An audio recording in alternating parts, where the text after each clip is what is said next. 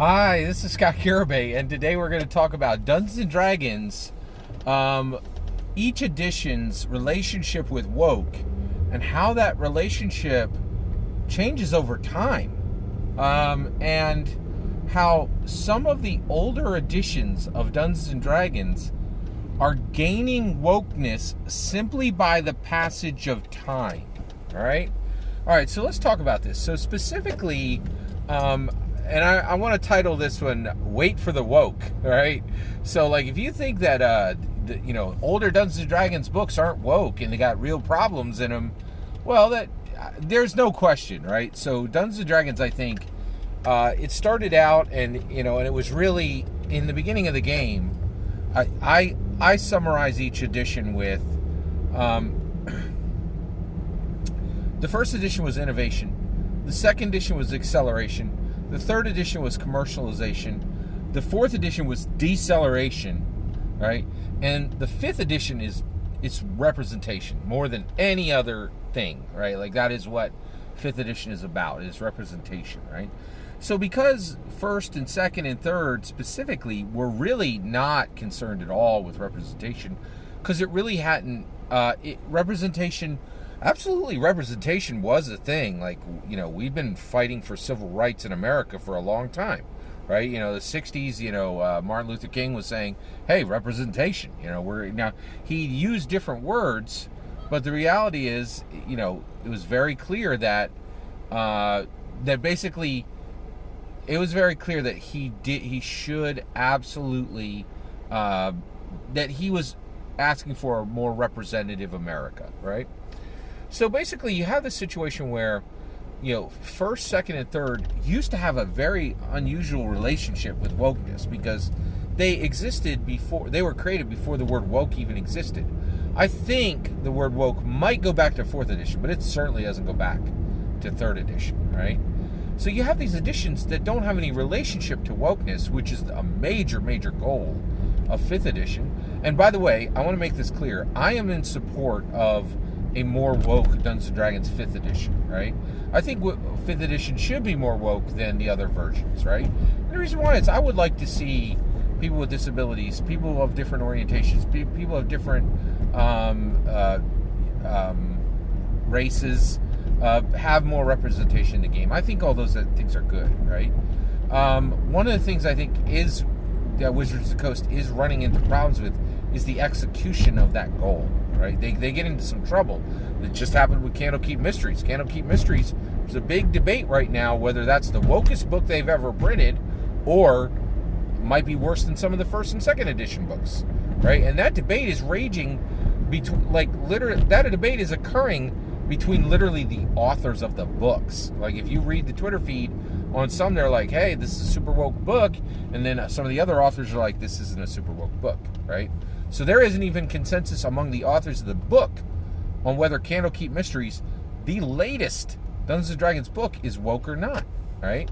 So, but what really fascinates me is the relationship of the older game, of the first and second edition, to wokeness, because it is, it is pretty incredible what is happening with wokeness for first and second edition. So specifically, I am collecting the Orange Spine Easleys. The Orange Spine Easleys are 12 specific books.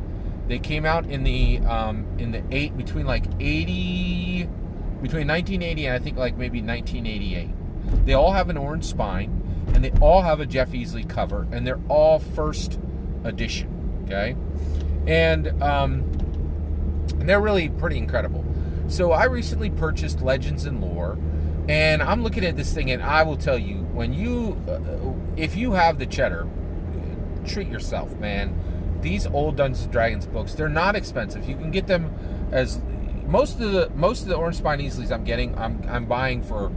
The most expensive one I bought was $60, and I just bought 7 individual ones for $32 a piece. Really, really good deal. So, and the reality is, so you can get these books, right? But when you open them up, it is a time machine. You're like, whoa, they're doing and saying things in here that are absolutely incredible, right? I was just reading the Dragonlance, Orange Spine Easily, and it was like, good deeds are rewarded with good consequences, and bad deeds are rewarded with bad consequences. And I was like, wait, like punishment for doing, reward for doing good, punishment for doing bad. The fact that good and bad actually exist, you could not get away with that language in 5th edition. No way, right? Every evil villain has to have, like a super sympathetic backstory, and we have to, let's talk about, we should, get that villain on a therapy couch and make sure we fully understand why they're going to burn that village to the ground, right? Like, it's you just could not, you read things and you're like, whoa, it was a different time, right? But specifically Legends and Lores really blew me away because it had a wait for the woke moment in it, right? And so basically, I'm looking at this book, and it's truly incredible. Legends and Lores is the deities and demigods of 1st edition. Legends and Lores is literally D&Ds and demigods with a different cover to make it a little more accessible to, like, moms who didn't like, and I'm not saying moms, like, there was literally a group that said moms against Dungeons and Dragons. There was never a dads against Dungeons, like, moms who were not happy with the game. That was a very real thing in the 80s, right? There was literally a group for it, right? Not trying to genderize it there. All right, so just saying historical fact, right? So basically, I open up the Legends and Lore, and here's Bast, right? Now, Bast is an Egyptian female god, right? And this is my understanding of it. If any of this is wrong, please correct me in the comments, and I'll make a correction in one of my future videos. But to my knowledge, Bast is an Egyptian female cat god, right? So I open this book, right? And there's Bast, and she don't have a shirt on, right? Now, I know that's no big deal in France, right? But this is America, right? And I'm like, hey, old 80s D&D book, you should have put a shirt on Bast, right? Like, that's not cool, man. That's like kind of gendered there, right? And that, so I was like, these old books, they're not woke at all, right? Like, wait for it. Wait for the woke, right? So I was like, kind of like, oh, they should have done a better job of making sure that they treated, women with more respect in the old books when it came to clothing, right? And then I realized, I was like, whoa, we just had to wait for the woke on Legends and Lore, right? So Bast is a late, Egyptian female god. She's in the book and she doesn't have a shirt on, right? I'm like, that's not cool, right? I'm saying this to myself, but then I realized, I was like, oh, that's very unwoke. This old 80s book is unwoke. But then it just clicked, the gears clicked. And I was like, oh, wait a second. If you go over into the Greek gods, there's a whole bunch of dudes without a shirt on too, right? Gender's a construct. It's not appropriate to say, all lady gods need to have a shirt on, and these men gods without a shirt, they're fine. Right? I realized that my concept of, my judgment of this old 80s book, because it wasn't woke enough, was wrong just based on time, right? And that basically the way they had approached, whether they decided to put a shirt on a god in this book, they had both men and women gods in the book without shirts on, right? Which totally fits today's, like, gender as a construct doesn't matter. You shouldn't, you should not use a different criteria for whether a lady wears a shirt or whether a woman wears a shirt or whether a man wears a shirt. So all we had to do was just wait a little bit, and the wokeness caught up with one E, right? Incredible. I was like, wow, right? The same thing happened in the Dragonlance book. I was reading the Dragonlance book, and right now, gender is a construct. We don't really know. Gender doesn't have the same meaning. Like, we used to have two genders. We no longer have that. Now, in a new woke America, right? We have multiple genders. There's an array. There's a spectrum. It can be chosen. Those kind of things, right? And right there in the Dragonlance book, it says there's a section in a 1987 Dragonlance setting book, an Orange Spine Easily, that says gender and gods. And it's like, we don't really know what gender these gods are. Gender is, and it literally just says, gender really doesn't apply to these gods. They're beyond, normal binary choices of male, female. Right? They're gods. And I'm like, wow. Like, so basically, you look back at these books, and I think we're all aware of problems that existed in first edition.